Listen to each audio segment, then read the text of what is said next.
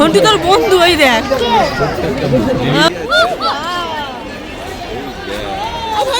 Hello everyone, welcome to my another new blog. So আশা করি তোমরা সবাই ভালো আছো, আমিও তো ভীষণ ভালো আছি। আর আজকে আমি খুব এক্সাইটেড বিকজ আজকের ব্লগটা কিন্তু একদম অন্যরকম। আমরা যাচ্ছি সবাই মিলে, প্রায় আমি তো যাচ্ছি 25 বছর বাদে জুতে। ইয়েস, 25 বছর বাদে জুতে যাচ্ছি। অনেক ছোটোবেলায় আমি যখন গেছিলাম তো মা বাবার সাথে গেছিলাম। আজকের আমি আবার যাব আমার ছানাদের নিয়ে, মানে রুষা রুবেলকে নিয়ে যাব। ওরা ভীষণ এক্সাইটেড। সকালবেলা উঠে গেছি, সমস্ত সব কাজ সেরে ফেলেছি। আর রুষা রুবেল এখন ব্রেকফাস্ট করছে, তো ওদের স্নান করিয়ে নেবো। মোটামুটি প্যাকিং বলতে কিছু নেই, জাস্ট টুকটাক জিনিসপত্র নেবো, জাস্ট ওগুলো নিয়েই বেরিয়ে পড়বো। আমার স্নান পুজো সমস্ত সব কিছু হয়ে গেছে। তো আজকের ব্লগটা কিন্তু খুব ইন্টারেস্টিং, তো তোমরা সাথে থাকো, ব্লগটা দেখতে থাকো। আর আমার এই ব্লগগুলো কেমন লাগছে অবশ্যই কিন্তু প্লিজ একটা কমেন্ট করে জানিও তোমরা আমার এই ব্লগগুলো তোমাদের কেমন লাগে। সো চলো যাওয়া যাক, সমস্ত সব কিছু তোমাদের সাথে শেয়ার করব, সাথে থাকো। তো রেডি হয়ে গেছি আমরা সবাই। এই যে আমার মেয়ে দেখা যাচ্ছে না ওকে, তো রেডি ফেডি হয়ে গেছে, এবার জাস্ট বেরাবো। ঠিক আছে, এটা হচ্ছে আমার সাজ। আর এই সাজের ভিডিওটা অবশ্যই ব্লগটা তোমরা দেখো, ওটাও খুব তাড়াতাড়ি পোস্ট হবে।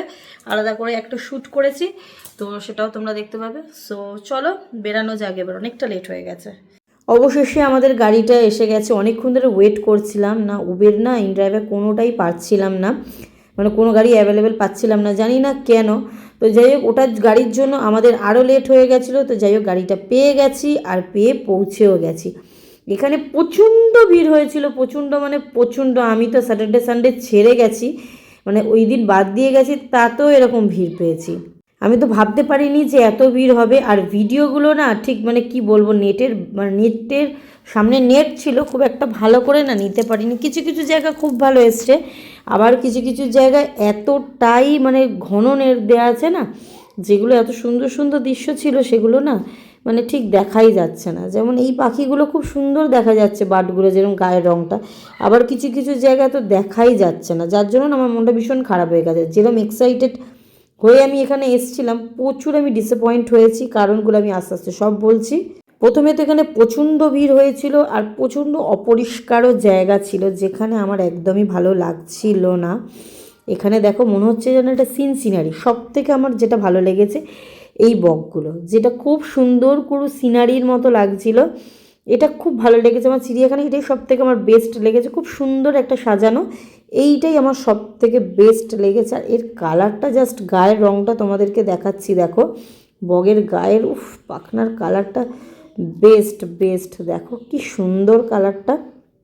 তারপর এখানে এলিফ্যান্ট ছিল। মোটামুটি গেছিলাম, যাওয়াতে যে সার্থক সমস্ত সব কিছু দেখতে পেয়েছি, কিন্তু প্রচণ্ড অপরিষ্কার ছিল, প্রচণ্ড নোংরা, লোকে প্রচণ্ড ভিড়, যেটার জন্য আমার একদমই ভালো লাগেনি। এত ভিড় মানে, আর মানে গ্যাদারিংটা বেশি হচ্ছিল, যার জন্য রুষা রুবেলেরও কিছু কিছু জিনিস ভালো লেগেছে, আবার কিছু জিনিস ভালো লাগেনি। এখানে সাদা ময়ূর থেকে বাঘ থেকে সমস্ত সব কিছু ছিল, সবই দেখতে পেয়েছি।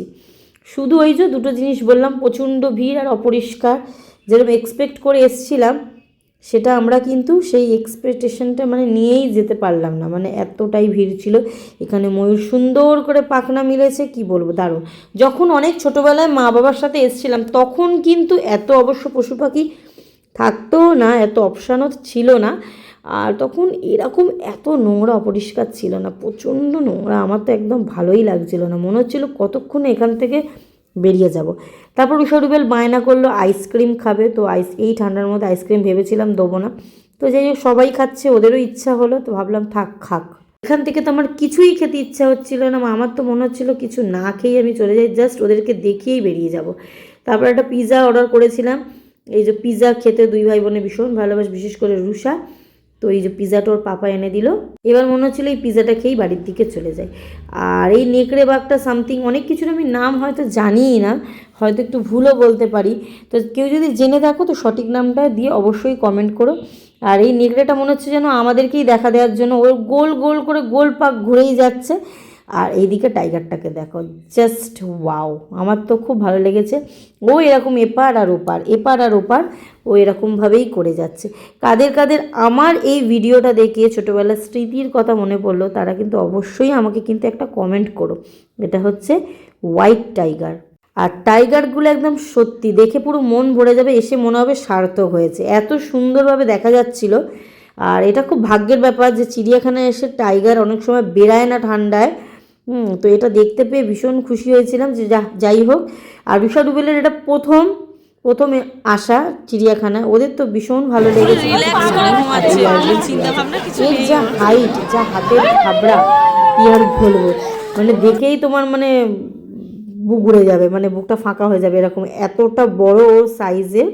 দেখো জাস্ট তোমরা, আমি তো প্রত্যেকটা ভিডিও জুম করে করে নিয়েছি। আর কি সুন্দর সুন্দর হাঁস, এত ভালো লাগছিল না, একটা অন্যরকমই লাগছিল। কিন্তু এই যে অপরিষ্কারের জন্য এই জায়গাটাই শুধু মনটা আমার ভেঙে যাচ্ছিলো, কি বলবো, যখনই ভাবছিলাম। কিছু কিছু জায়গা আবার পরিষ্কার, কিছু কিছু মানুষজন তো খেয়ে দে যেখানে খুশি সেখানেই সব জিনিসপত্র ফেলে দিয়েছে, যেটাই মানে আমার একদমই ভালো লাগেনি। আর এই হাঁসটাকে দেখো কি সুন্দর মানে জলে চড়ছে, দেখো আমার তো ভীষণ ভালো লাগছিল।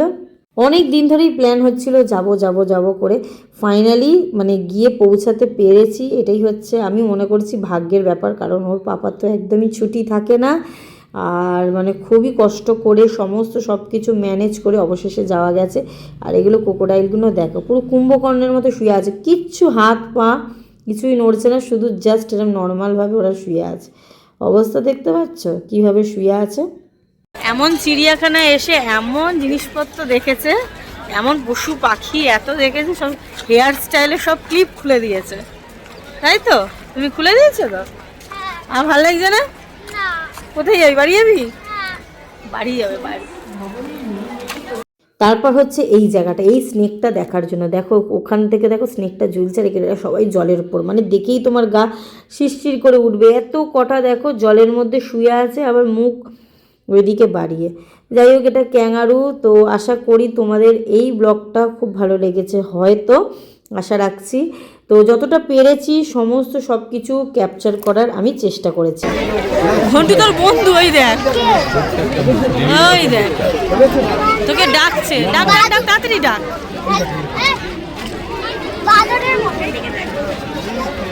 এবার যাব হচ্ছে বাড়ির পথে। আর তো ছেলে থাকতে চাইছে না, এই যে একে কিংকন, একে কত কিছু যে আমার ছেলে নাম দিয়েছে, শিম্পাঞ্জি তার নেই ঠিক। তো যাই হোক, ওকে দেখেই খুব এক্সাইটেড ছিল আমার ছেলে। এবার আমি বাড়ির পথে যাচ্ছি তো আজকের জন্য। সো বাড়ি পৌঁছে গেছি, ব্লগটা এখানেই এন্ড করছি। ভালো লাগলে একটা লাইক কমেন্ট শেয়ার করো, আর আমার চ্যানেলটাকে অবশ্যই সাবস্ক্রাইব করো। সবাই ভালো থেকো, সুস্থ থেকো, দেখা হবে একটা নতুন ব্লগে। টাটা।